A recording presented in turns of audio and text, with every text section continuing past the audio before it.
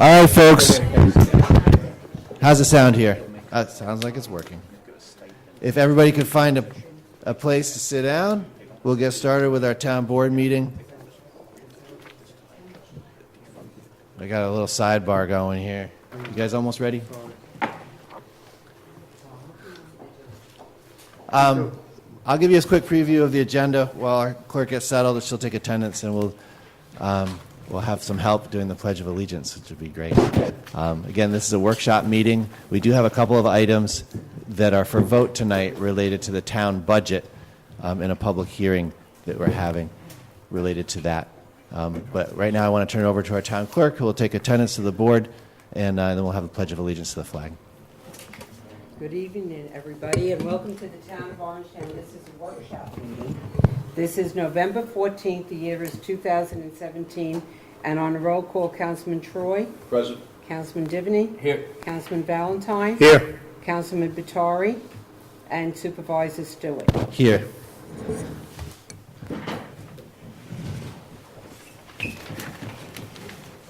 I pledge allegiance to the flag of the United States of America and to the republic for which it stands, one nation, under God, indivisible, with liberty and justice for all.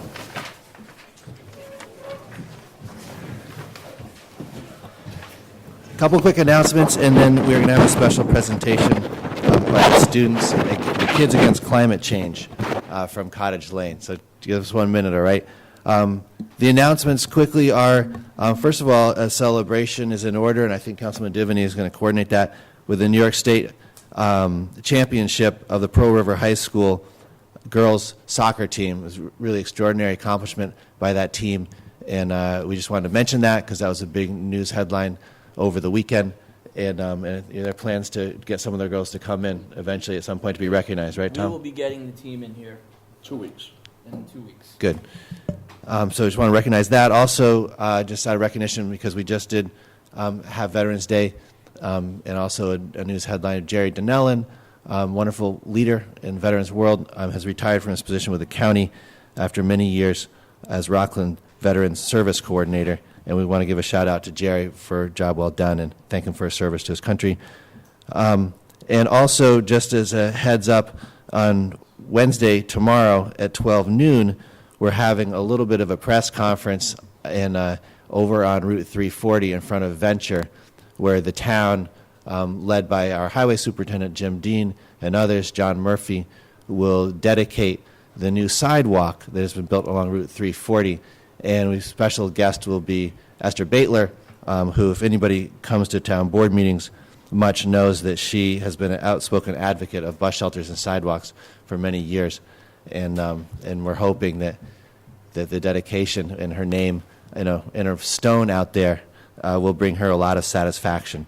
So that's tomorrow, November 15th at noon at the Venture Center, 240 Route 340 in Spark Hill.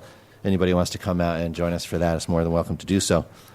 Next, I wanted to invite, we have students here from Cottage Lane Elementary School who really have done an amazing thing, and their teacher, Miss Christy Blick, is here as well.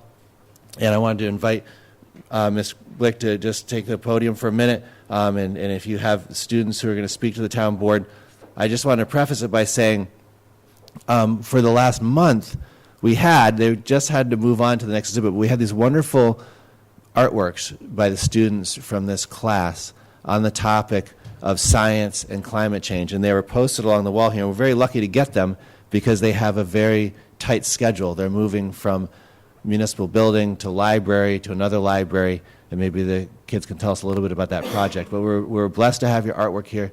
We thank you for it. We have a certificate that we want to give you on behalf of the town board to thank you for your contribution to the community. And we want to take a little time. And I'll remind you that we are on television. So, this is your 5 minutes of fame in Orangetown TV. But Miss Christy Blick, if you could just talk a little bit about the project and just remind us of what happened. Sure. Thank you, Dr. Stewart. I'd like to thank you and the board for honoring us here tonight.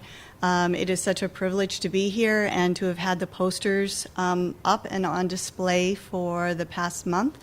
This started a year ago during the children's science lessons, 5th grade at Cottage Lane School, where they were learning about Earth systems, about how the land and the water and the air and all living things interact with each other and impact each other.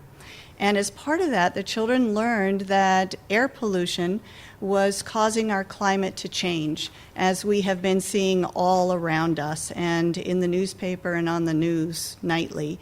And they became concerned about this and wanted to spread the word to other people to please be cognizant of it and do what you can to reduce your carbon footprint and to reduce the amount of air pollution that you put in the air, so that children like these can end up having a healthy, happy future. So I was very, very proud of them that they designed posters to tell the story about air pollution affecting the atmosphere and causing our climate to change, and that there is also something people can do about it. So the pictures also included people recycling and people reducing their electricity use so the power plants don't need to burn as much coal, so that the story can have a happy ending. So I am very proud of all of the work they did. As part of it, they also sent out persuasive letters to the institutions of their choice, where they thought it would be a good idea to have them on display to try to educate other people, and so people will keep it in mind. And I thought, well, this will be really cute, and maybe somebody will answer, and we'll be able to put them on display for a couple of weeks. And I was amazed at the reception that we received. So these posters, a set of 13, went on tour last June and have changed venues every month in the tri-state area. They've been in New Jersey, Connecticut, and New York, and they are booked through the middle of 2018 now. So if anybody in the audience would like to host them at your business or your institute, we would love to keep them going, but you'll have to wait a bit because they are booked for the next several months. So again, thank you for helping us spread the word to people, and we are so fortunate that you are giving a voice to these children because it is their future that we're talking about. Thank you. And I'd like to introduce to you Bella Nordstrom, because she is the one who chose, Bella, come on up, Libby. She is the one who chose the town hall to display the posters, and she thought this would be a really great place to give them some exposure. So do you want to say a few words of thank you to Dr. Stewart? Thank you for responding to my letter and putting our posters on display, because we really need to show how climate change is affecting our Earth. Thank you. Thank you for coming out tonight and to be willing to appear in public and speak on behalf of the project. It was really a great form of leadership that you and your friends in the class have done. We appreciate the gift to the town. I just wanted to present you with this certificate of appreciation. Compared to the artworks that you guys have produced, this certificate is a modest contribution. But if you just come over here, we're gonna see if we can get Ann to take a picture. Can you do that? And then, why don't we get all the kids up here from the class? More fun, right? The more the merrier. Here, why don't you know that? So this is on behalf of the entire town council, thanking you for your contribution.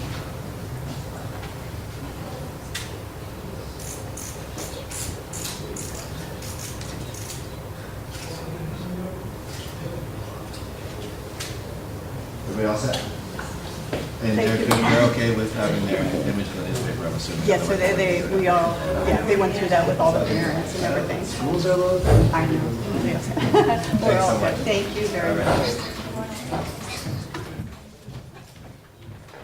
I just wanted to note, just for the kids that are here, that there's a number of ways in which the town really invests in the environment. I just want to list off a couple just to give you something to think about when you go home. Converting 2,260 streetlights to LEDs is, someone could do the math on that, but it saves a tremendous amount of energy, which converts into greenhouse gas production. It also saves us a lot of money, which is always an incentive.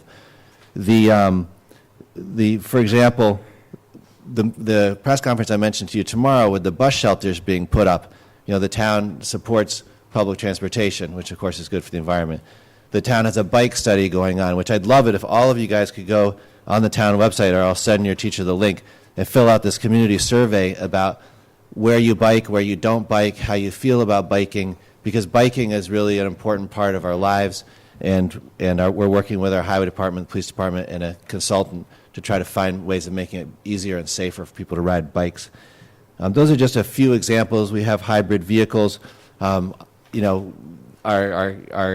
town invests enormously in wastewater treatment and clean water from the sewage side, but also in terms of drainage and watershed management, the planning and protection of streams and wetlands.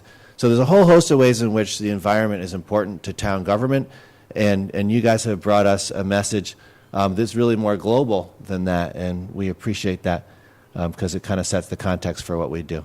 So thank you for your contribution, and feel free to stay as long as you want, but we're going to move on to some matters that are important for town business, but you may not consider them quite as much fun as other things you might be doing. I was trying to make it easy for you to leave if you wanted to.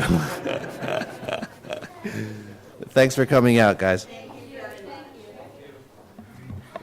The first matter, again, we're in workshop mode, but we do have a couple of votes we're taking tonight, and there are a number of resolutions on the agenda which are in draft form, which will be revised if necessary and subject to public comment next week. We have the first hearing is our budget hearing. I'll make a motion to open the public hearing. Do I have a second over here from Dennis Troy? All in favor, say aye. So we've opened the public hearing. Our town clerk, if she were sitting here right now, would remind us that the notice about the public hearing was sent out with an appropriate time frame, and it's an official public hearing. And at this time, we invite folks to speak to the town board on any matter related to the budget, which has been published on the town website for a number of months.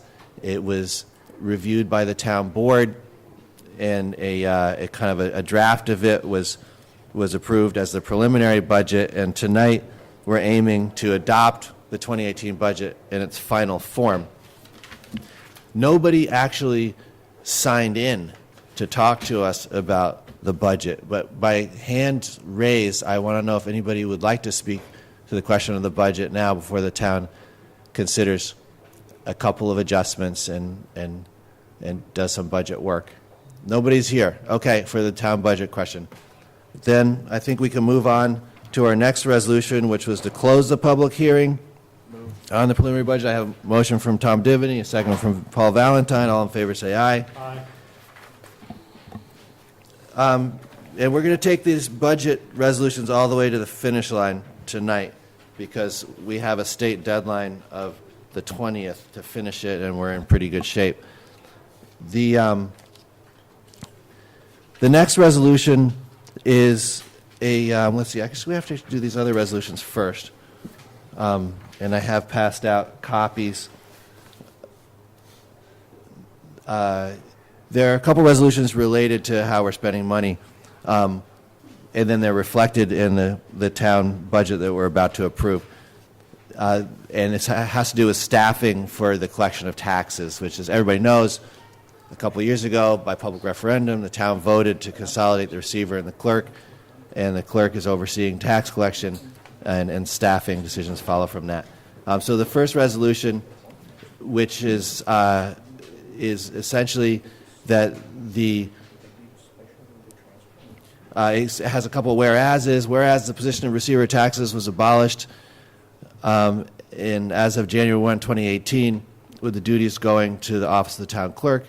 And whereas the town board desires to ensure appropriate transition of duties, be resolved the town board hereby sets the duties of the second deputy town clerk to execute all aspects related to the collection of taxes and complete the final closeouts of the 2018 tax collections as prescribed by the Rockland County Receiver. And further resolved, the Town Board affirms the appointment of Caitlin Morrison as second Deputy Town Clerk for the purposes of collection of 2018 taxes, effective immediately.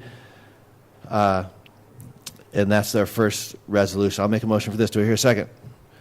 Caitlin, I have a to say, second. I just want to say to the public that I'm very confused by this, because this is my understanding, but my simple understanding as a town clerk is that January 1st of 2018, I am to take over the receiving part of the taxes. Now, to the best of my memory, we helped in the September collection prior to this, and then in the January collection, but to the dissatisfaction of the supervisor, who did send me a letter and said that we struggled. I don't believe we struggled. I believe we were very successful. My point is this. Bob Simon very specifically told me that he was to do the closing document last year. His job ends December 31st of this year. So I think as an elected official to another elected official, I would always be respectful of that. Then, during the collection in January, I received an email from Supervisor Stewart. Charlie, we have resolutions set up for tonight. We just talked about them with you, and they're pretty clear here, so we don't need to go into a lot of backstories about who sent who emails and what. Bob has been out sick for the better part of the year, and we're making some modifications so that we can succeed in January. So are you objecting to this resolution? Yeah, I already told you that I object. Okay. Well, your objection is noted, but we do have it we have a motion and we have a second. Is there any discussion by members of the town board? She's saying she was not appointed this person. Then we'd already talked about this. In January, I just want to mention, in We January, can't make the appointment though. the supervisor did indicate that we were $6 million short of what we were the year before, but we were not.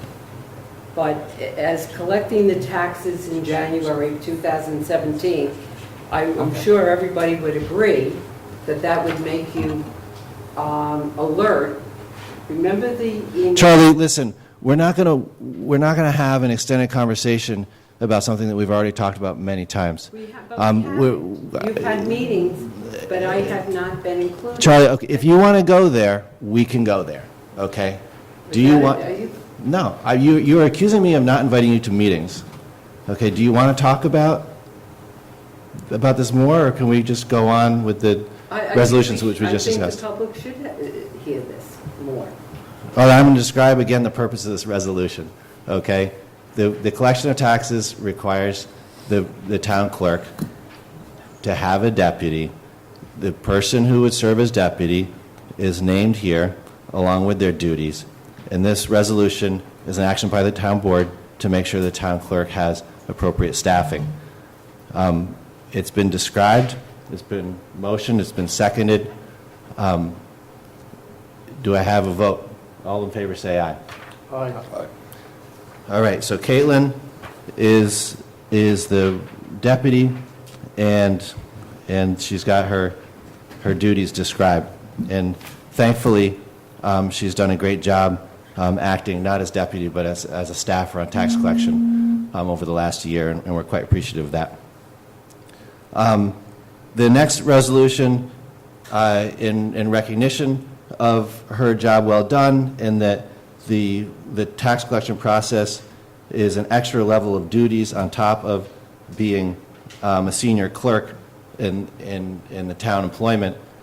The next resolution is to set a stipend for her, which the town board does with some employees, particularly when they're deputies and they're assigned extra duties. So this one says, whereas Caitlin Morrison is currently a senior clerk, provisional, CSEA, grade 5, step 1, a prorated salary of $33,000 and change, She's now appointed as second deputy town clerk for the purposes of collection of taxes.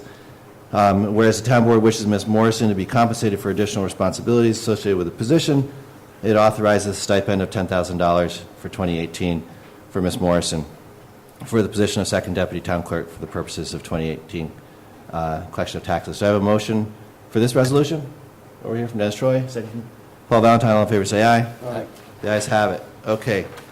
We're making our way through the staffing plan for collection. The next resolution is be it resolved, this is a modification in a line.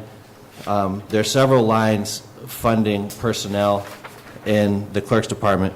The line that relates to appointed officials needs to be changed accordingly. So it says, be it resolved, the town board hereby directs the finance department to stop paying employee number 3485 as deputy clerk, because we just appointed one, effective immediately, and to reduce that budget line accordingly. And as we just talked about earlier, the particular individual, of course, has worked part-time for the town before, and presumably, if they so desire, will continue to work part-time for the town. But that will be a topic of future discussion. So those are the resolutions related to the staffing, and actually... Gotta vote that one. What's that? Gotta vote that one. All in favor, say aye. Did I get a second yet? Dennis, you were going to second on that, right? Second, all in favor, say aye. Aye. The ayes have it. Thank you, Paul. And then, having done that preliminary work, we have a few modifications, actually very, very few. The town budget is roughly 600 lines long. It's been a process like every year with review and departmental presentations. We could pat ourselves on the back for being under the tax cap, but I think that we're doing well by townsfolk in terms of providing critical services at a cost that we can budget for. Our budget for next year that we're looking to approve for tonight has a few very small modifications to it. Tom? This is what we're doing right now? Right. All right. So the modifications are the following, and Jeff Bensick, our finance director, who, by the way, I know I've said this before, I'll say it again, you and your team always do such a great job with the town budget. There's an enormous amount of behind-the-scenes work, which few people probably realize. I know members of the town council and department heads do for sure. But you and Stephanie and Natalie and Janice, of course, from A to Z are incredibly diligent and painstaking and work with us to assess different scenarios and ultimately back all the numbers into the town budget and do a lot of calculations based on that and help us navigate that process. So thanks for that. There's a couple of line modifications. Jeff, maybe you should just describe those in your own words, just so the town board can hear it from you. Sure. Reduce, actually it should be increase line B 3621.013.17 fire safety seasonal part-time officer by 2,500. And that's a $1 an hour increase for the 2 seasonal workers in that line. So that's not reduce, that's increase. Reduce the line D 5130.200.05 Highway Department capital, $443,000. That is going to be covered in the capital bonding, so it doesn't need to be in the operating budget. And then the resolutions that you just completed, reduce budget line A 1410.015, Office of Town Clerk by $66,797, and increase line A 1330.015, Receiver of Taxes, appointed officials by $10,000. What I would also say is that the cumulative impact of this is a $500,000 reduction in our expenses. What I would recommend to the board, and as a reminder to the board, we were already $394,000 under the cap. So in total, that's $894,000 under the cap. I would ask the board to, as we have done historically, is to try and be about $100,000 under the cap. So I would ask the board to allow me to reduce the fund balance used so that we're not $900,000 under the cap, we're only around $100,000 under the cap, and just reduce the fund balance used to account for that. You need that amendment now, or? I need that now so that if you just tell me to reduce fund balance usage in the resolution to the point where it's around 100,000, give or take 15,000. You're increasing the fund balance. No, I'm reducing the fund balance used by 800,000, give or take. That line is in the resolution that's on the actual agenda. Okay. Okay. All right, moved. Wait, let's, just for clarity's sake, where are you saying that is, Vicki? Because it's, On the resolution for the adoption of the budget, there's a sort of blank 12. space for the modification. And under that- okay, right, authorize finance director to adjust fund balance to accommodate these changes and stay $100,000 under the levy All right. cap. So that's in there. If that language is satisfactory, I'll make a motion that we pass this resolution as amended. The word reduce changed to increase on the first bullet point. And that's it. And it already includes authorizing the finance director to adjust fund balance accordingly. Do we have a second? Second. Second from Tom Divany. All in favor, say aye. Aye. Congratulations, you have a 2018 budget. All right, let's go to the next public hearing.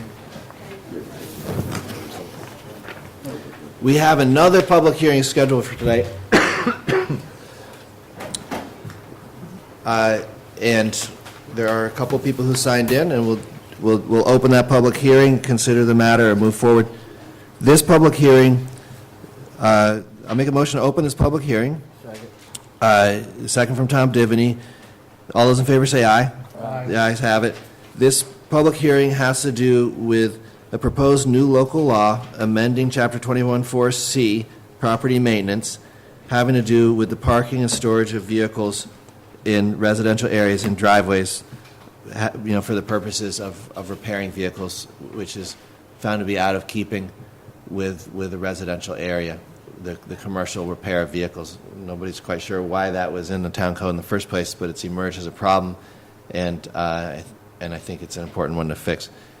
The public hearing is open. 2 people signed in to speak.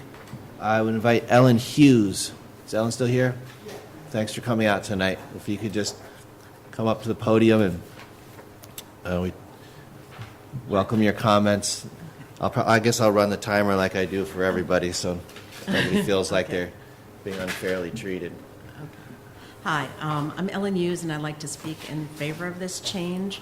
In my neighborhood, we have had an ongoing problem with people doing commercial car repairs, and we've found that it's been really difficult to get the police to enforce because the people adhere to the 2 hoods up rule, and then they leave cars in the garage. People are driving onto our street all the time to drop off cars. They've sprayed commercial spray to paint cars, and the fumes have been noxious.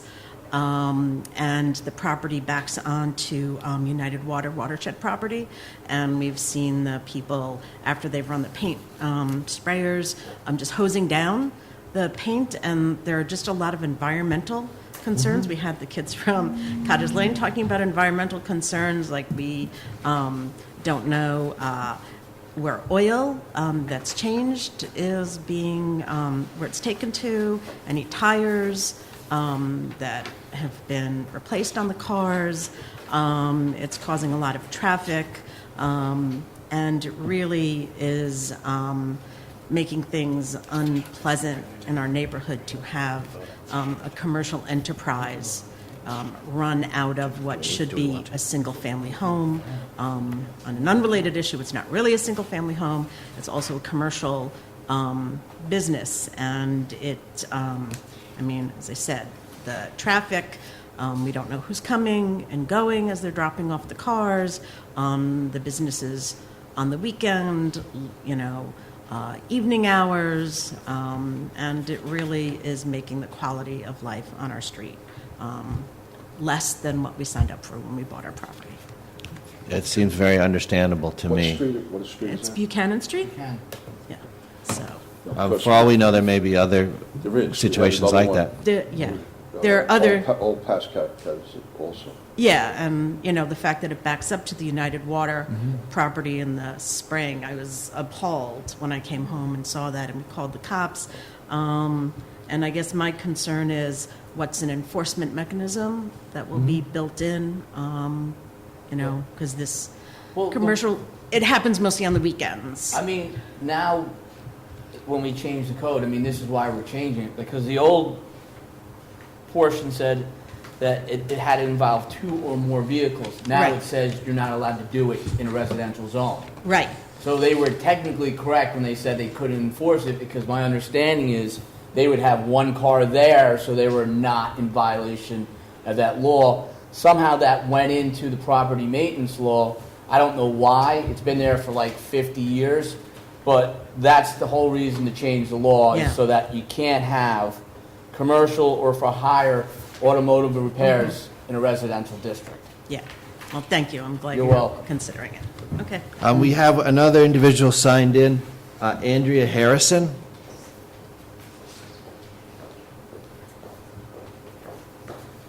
I am hoarse tonight, so I had Ellen pretty much say what I have in mind, but I think that no matter what you do to the code, you need to give the police a chance to enforce it, because this is nothing more than a cat and mouse game. And we see it every day. We see the cars come in the morning. We see the cars leave at night. We see people arrive. We see 30 people leave in the morning. We see all of it, but it all happens when code enforcement is not on the, they're not at work yet. So we need you to somehow change this and write into code that the police can enforce, because the police tell me all the time, we know. For instance, one time when we had some kind of body work and we had a cloud of, it was just tremendous amount of soot in the air, and I was cleaning my car and my voice sounded like this. Now I have a cold, honestly, but that's what we're dealing with, so we really appreciate it. But you have to give the police some kind of ability to enforce. And that's all. And also check the license plates, because the license plates are your key to know what's going on there. They change all the time, every night, every weekend, residents and cars. So I think that's important. Thanks. Thanks. Appreciate Hey, Tom. being alerted to this problem, and I think we're making In some good terms of headway. enforcement on this, is this the building department or the police, or both? Maybe you should have the chief get up and say a few words. The building, it's the building department, but it is now, it's part of the town code. So Chief? that's why we're changing the law, because you can't enforce it the way it's written.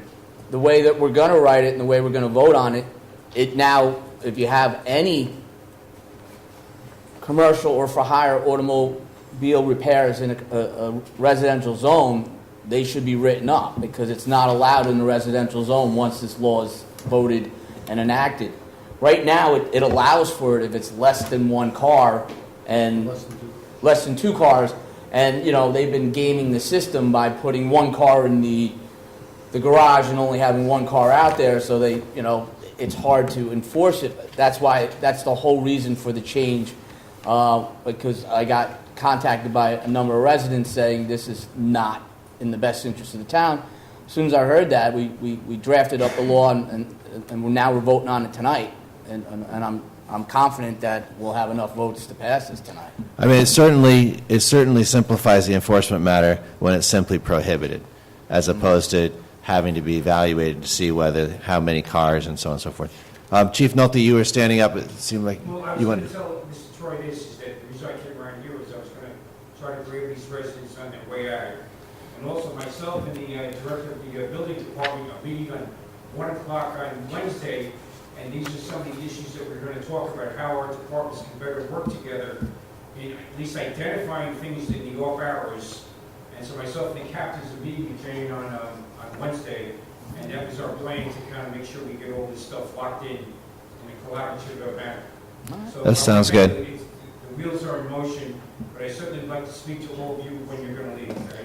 So just for folks, because he wasn't on microphone, Chief Nolte just advised the town residents here to speak to him after the meeting, and then he's meeting with the building department director, Jane Slavin, who's also here, to look at a coordinated enforcement effort to make sure that this prohibition is is complied with. That completes the folks who signed in on this public hearing. I have a sense that we might have another individual who would like to speak. If you could just tell us your name. Yeah, Stephen Quinones, Tapan, New York. Just a recommendation for the verbiage, as is such with other town codes, to add penalties for violation. Penalties are already according to code.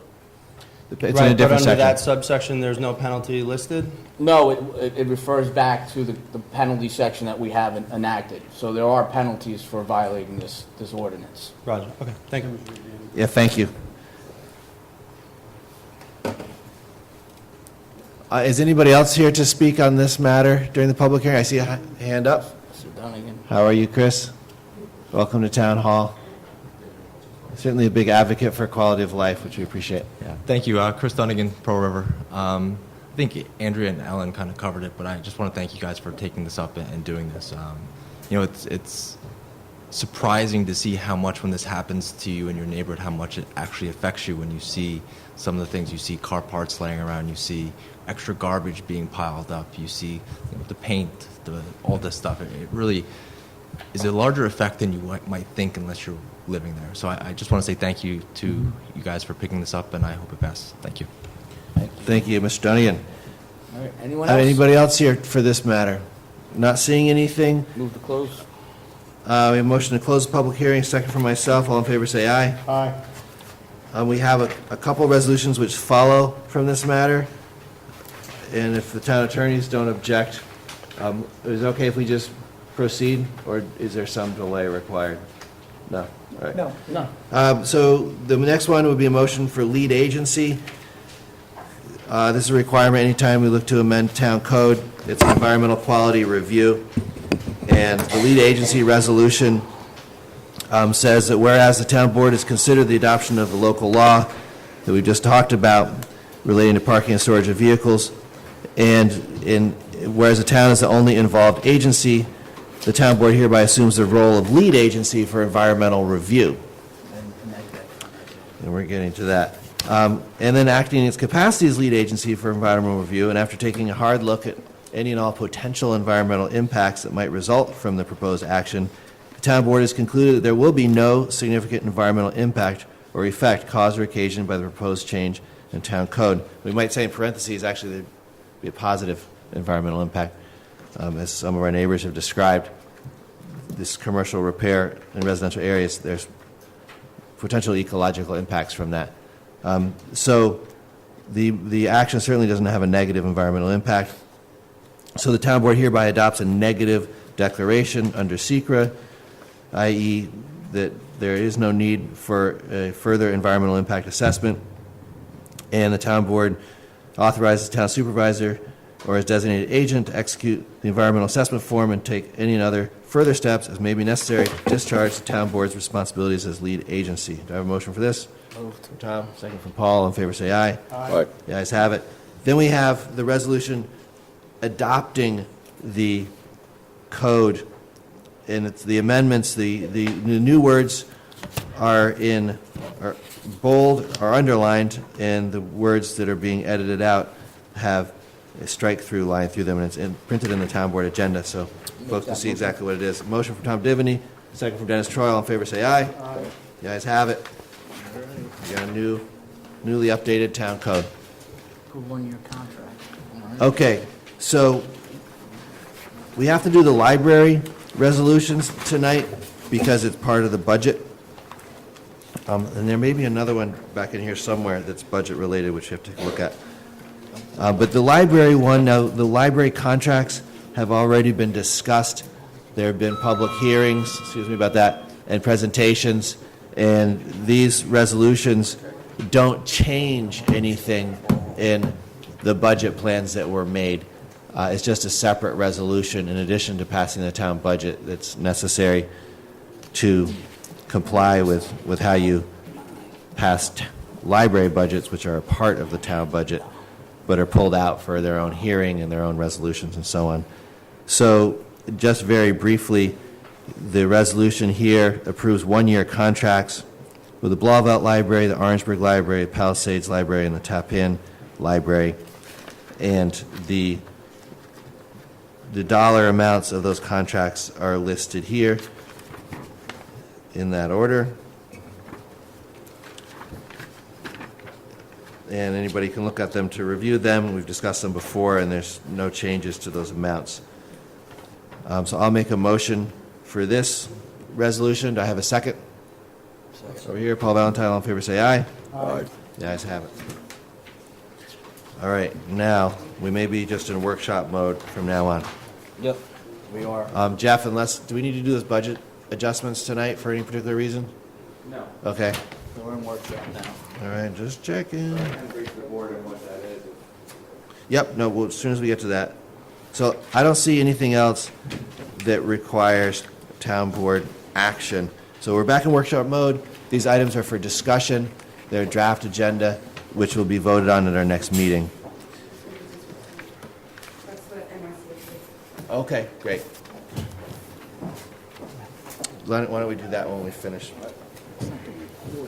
No. I was going to have earnings. Yes. All right, item number 9. This is going back and editing of a resolution that was passed before, switching out some language related to the naming of Bobby Sands Way, and it's switching it from the petitioner being the Gaelic Athletic Association to it being the Ancient Order of Hibernians. The town board had approved the naming of this street a while back, but maybe Dennis, does it require explanation? It's just a housekeeping Sort of a housekeeping in terms item. of who were the sponsors. We want to make sure we get that right. And we appreciate their role, and maybe we'll spare you the history lesson right now, but I recommend everybody look up Bobby Sands, a remarkable individual. Number 10, Substance Abuse Committee. There will be, did I say Tommy Sands?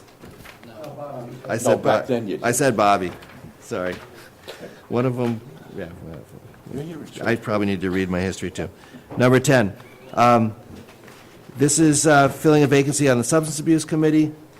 Number 11 is a vacancy on the Housing Authority. Number 12. I would mention number 10, for the Housing Authority. He came out of our interviews last year. We interviewed a lot of people for the land use boards, and that was one of the things that I've talked about many times, is that when we do advertise for people to come in to do the interviews for the land use boards, you may not get appointed immediately, but it builds up a bench of people that are very talented here in the town, and when openings come up, we try and fill them. And that's where this person's coming on to the Housing Authority. So. It's nice to see someone with financial expertise. Committees can always use that. So, the next item are budget adjustments. Our finance department, I believe it's quarterly throughout the year, updates the town board on lines in the budget where money needs to be moved from one line to another. And for the most part, when we go over in one line, we're able to find a line that's being underspent and adjust it, but in some cases, it requires fund balance, and perhaps, Jeff, you'd like to just address the board briefly on that. This is a new practice, too, just as a reminder to the town board. The town used to do this annually, and Right. the proposal for more engagement and planning ability was to do it quarterly. Well, exactly. One of the findings from the comptroller's audit was that they wanted us to do more frequent adjustments of the existing budget for the current year to reflect, any changes, so that the board is made aware of any changes. And so what we have here is a number of adjustments, and as you've seen these exact adjustments at the end of the year in January and February, and you'll still see some more of these then, but this is to make our current budget reflect where we're spending the money. The net impact of all of these is, roughly a $200,000 impact on fund balance right now in the sewer fund, and about $120,000 in the general fund. We won't know exactly where everything shakes out until, the end of the year, but those are our projections on where things need to be at now.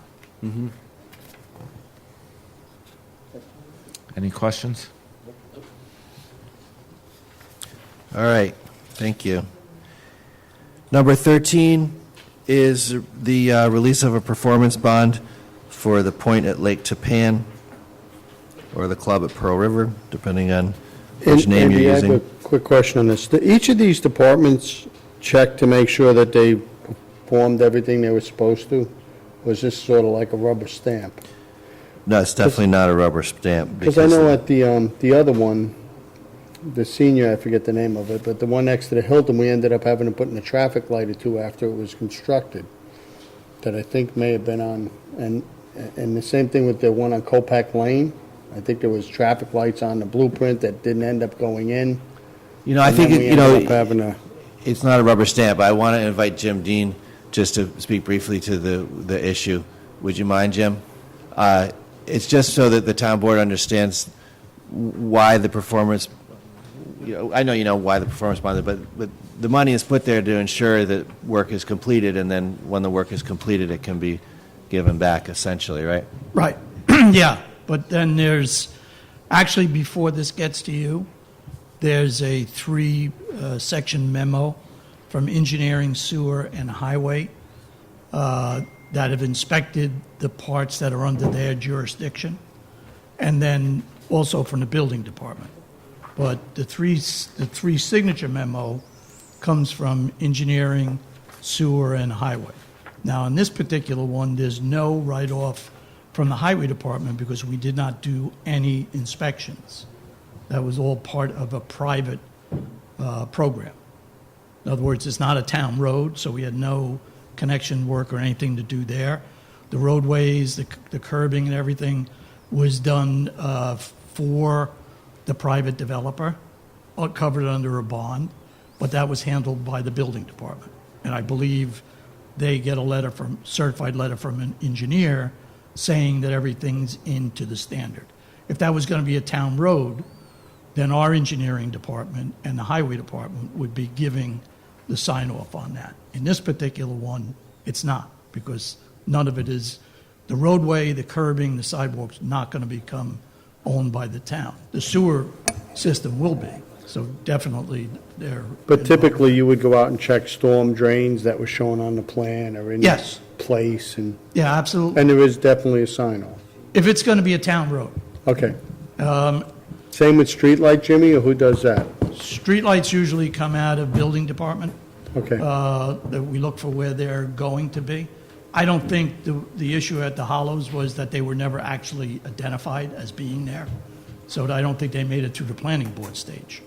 So there was a couple of dark spots because it was not picked up in the planning board stage that they needed to be there. So that's why there had to be a follow-up afterwards. Okay, and Now, in the Copac Lane Hollows- was a private street that was I'm then... sorry? Copac Lane? No, Copac Lane is not a private street. It was originally, though, right? Because there... Yeah, well, there was some talk in the beginning that it might be, but no, it's been built to town specifications. We have inspected the roadways. With streetlights and everything? Because I thought there was some concern I don't inspect the about... streetlights. I don't inspect the streetlights. So, okay, so that's the building department inspects? Yes. Okay, very good. Yep, thank you. Thanks, Jim. So that's that one. Number 14 is a resignation of Officer Tomeo from the Parking Authority, part-time employee of the town.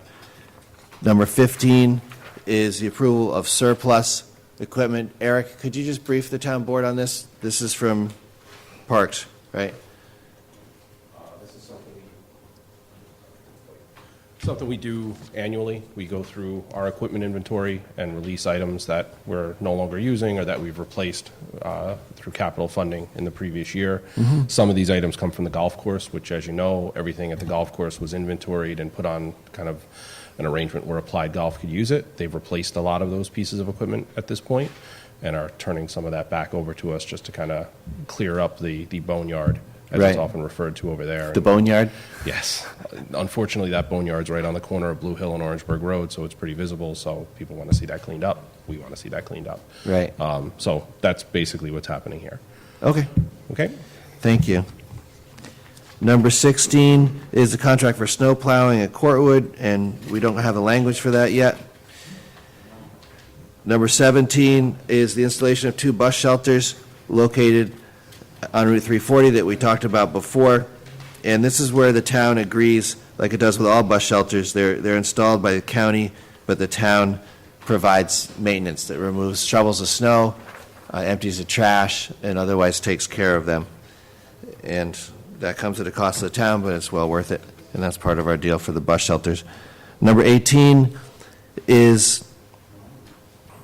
this is to enable the, Joe, why don't you come up here for a sec, because this is your item. The Department of Environmental Management Engineering to have the services of a GHD engineers to do a report related to our compliance with the DEC requirement for ammonia removal. The state has mandated that we reduce our ammonia our ammonia discharges into the final effluent, and we have deadlines and milestones that we need to meet as far as the report, as far as the design and construction. And also, I'd appreciate it if this could be put to a vote tonight because of those deadlines. I had passed along the information on the 4 consultants that had given us prices. By far, GHD is much lower than the other 4. 2 of the consultants actually felt that they needed 8 to 9 months to put together this report, and GHD can do it in 3 months. And I've spoken to the state about that already. Given that you've shopped it around and gotten the best deal, I would encourage the town board to vote on it because you are in a deadline, as I understand it. Yes.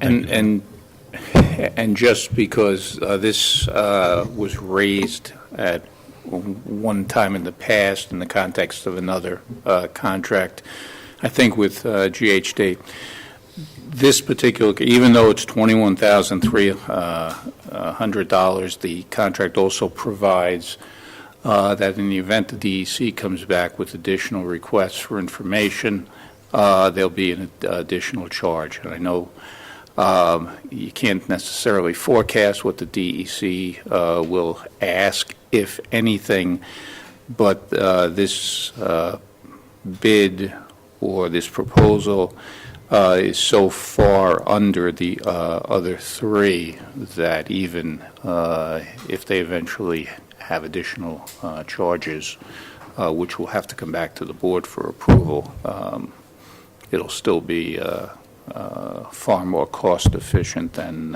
any of the other 3, right? Yes. So I just wanted to, because I remember it wasn't that long ago. Questions were raised regarding additional charges.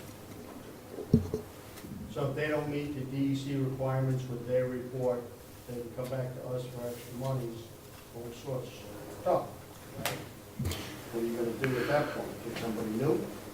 No, I don't think it's a question of meeting the DEC requirements. I think it's a question of preparing a report that answers the DEC questions, addresses the issues required to be addressed. But what are you going to tell the DEC when they come back with additional questions? You have to answer their questions and address their concerns. I think that was the case last time. I don't think that the questions necessarily that the report failed to address what had been raised in the first instance. It's just that they came back with more, as they are prone to do. But this contract acknowledges that there's a scope of work, and beyond the scope of work, there would be additional charges. Hopefully, there won't be.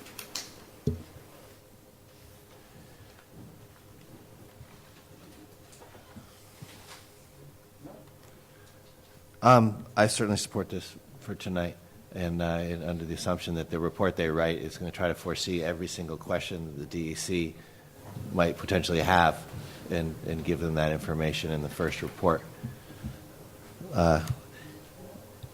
So a motion to approve the consultant's proposal from myself. Do I have a second from over here somewhere? For Divney, all in favor, say aye. Aye. Dennis? Aye, okay. All right. Okay, thank you. Took care of that. Thank you, Joe. I think, and then we have a new business item, which I believe Eric, you were recommending that we, You have 19. oh, does that have to be done tonight? Oh, I'm sorry, yeah, sorry, I skipped over it. There's a resignation from Justice Court, and we'll be thanking an individual for their service to town and bidding them farewell at our next meeting. This item here regarding New York Football Club, did you say that this was a timely item that you wanted town board action on? Right. So the situation is the following. New York Football Club is building a wonderful practice facility. It's right next to the Little League fields that the town owns. For logistical reasons, they would like to be able to tap into the water line for about 2 weeks, the water line that serves the baseball fields.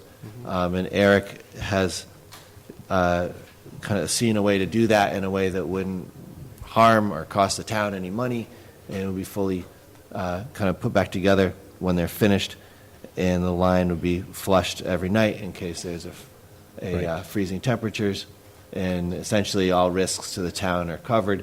And the purpose of this resolution is to authorize you to have NYFC make that connection. Right. Any I further don't know explanation? if you, sorry, maybe I missed the part where if you mentioned anything about it being metered. There is a meter at that location. The water sources after the meter, we can take a reading off of that meter. Right, that was in your memo. Okay, well, I didn't know if you wanted to say Now, that. because they have to get the sod down. Right, they have to get the sod installed so it'll be ready for next spring so they can start to use the facility. So they're up against, Yeah, they got to the be end out of the year. of, their practice, I think at Manhattanville, they got to be out of Manhattanville by February, start practicing over here. Okay. Thank you for working that out. I think it's important that we do what we can to help Move these this guys resolution. get their field finished. So we have a motion on this from Tom Divney, a second from myself. All in favor, say aye. Aye. The ayes have it. Do you have a copy of this, Charlie? I don't have a copy of that for any of All right, we'll get you that. So I think that completes the town's business for tonight. We do have, Exec session for James. Yes. is it a Yeah. legal thing? Yeah. Legal. Okay. We're going to ask our building director and town attorney to meet with us on a legal matter and executive session relating to the Aloof factory and our tactics related to that. When we adjourn tonight, I would like to adjourn in memory of Eileen Glad, who passed today. Yep. Very good, she was personnel director, I know Eileen and Donna miss her terribly, so. With that, we in addition to Eileen, and our thoughts go out to her family, there are 3 other individuals we're adjourning in memory of tonight. Michael Houghton from Nyack. People may remember he ran a kind of a collector's used book place on Broadway there for many years. Kate Murphy's father, Dennis Guiry. James Walsh from Orangeburg. Does anybody on the town board want to speak to any of these individuals' memories? James Walsh was a resident of Cortwood Village, for one thing. He was also a longtime Hibernian. So in the names of these town residents who passed away, I'll make a motion to adjourn this meeting. Do I have a second? Second. Second for Divney. All in favor, say aye. But remember, we are having an executive session that we also just voted, and but there'll be no further town business when we come out of executive session. I'm going to get something.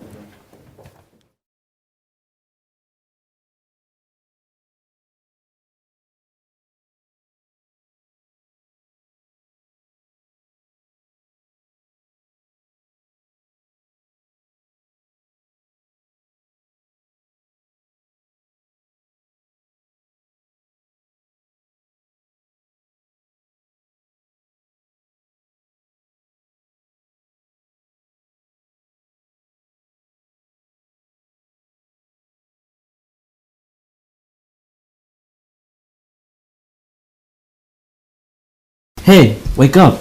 Wake up. 911, what's your emergency? She's not waking up. Over 4,300